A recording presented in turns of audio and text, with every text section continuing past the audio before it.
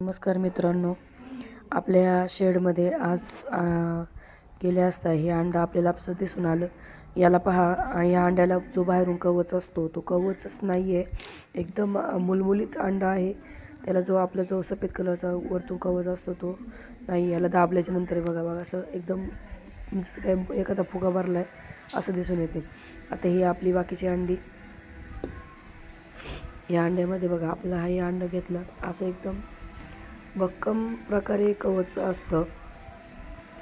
बघा या दोन अंड्यांमधील फरक, ह्या जो विदाऊट शेल आणि शेल असे ह्या अंड्यांमधले तुम्हाला डिफरंट दाखवते मी.